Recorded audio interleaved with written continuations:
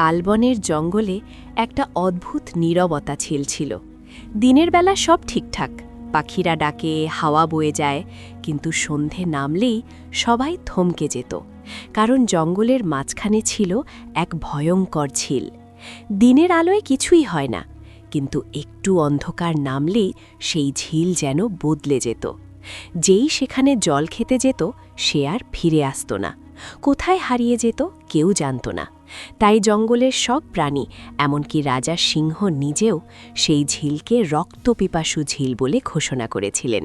সন্ধ্যের পর কেউ আর ওদিকে যেত না।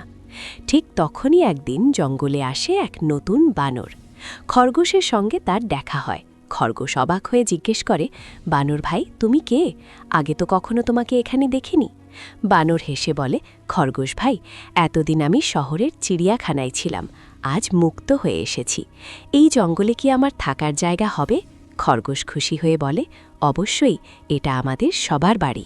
কিন্তু কিছুক্ষণের মধ্যেই বানর জানতে পারে সেই ভয়ঙ্কর ঝিলের কথা। বানর চিন্তায় পড়ে যায়, বলে, এত বড় বিপদের কথা আমাকে আগে বললনি কেন?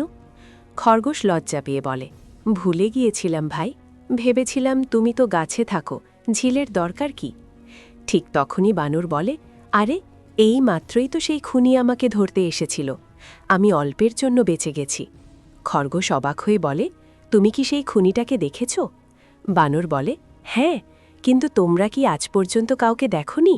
খরগোশ মাথা নাড়ে, না, আমরা কেউ সন্ধ্যায় যাই না, দিনে কিছুই হয় না।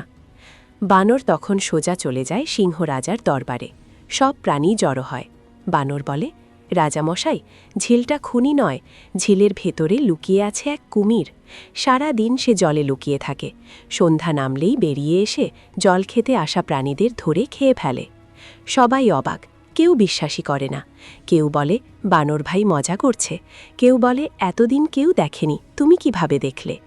বানর শান্ত গলায় বলে, আপনারা দিনের বেলা যান, তাই কিছু দেখেন না, সন্ধ্যায় ভয়ে যান না, তাই রহস্যটা ধরা পড়েনি।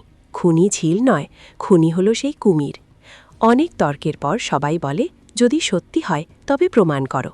বানর বলে, আজ সন্ধ্যায় সবাই গাছ আর পাথরের আড়ালে লুকিয়ে থাকুন, দেখা যাবে আসল সত্য।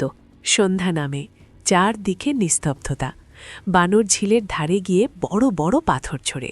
ছাপাক ছাপাক শব্দ হয়। হঠাৎ জলের ভেতর নড়াচড়া। ধীরে ধীরে বেরিয়ে আসে বিশাল এক কুমির। ঠিক তখনই বানর কৌশলে দড়ি ছুঁড়ে দেয়। কুমির ছটফট করতে থাকে। যত ছটফট করে ফাঁস তত শক্ত হয়, সে আর পালাতে পারে না। সব প্রাণী লুকিয়ে থেকে সব দেখে ফেলে। সবার চোখ খুলে যায়।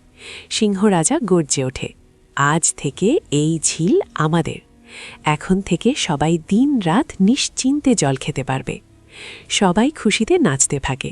বানর হাসে, আর সবাই একসঙ্গে বুঝে যায়, কোনো জায়গা নিজে ভয়ঙ্কর হয় না, ভয়ঙ্কর হয় সেখানে লুকিয়ে থাকা ভুলটা। আর সেই ভুলকে বুঝতে হলে সাহস আর বুদ্ধি দুটোই দরকার।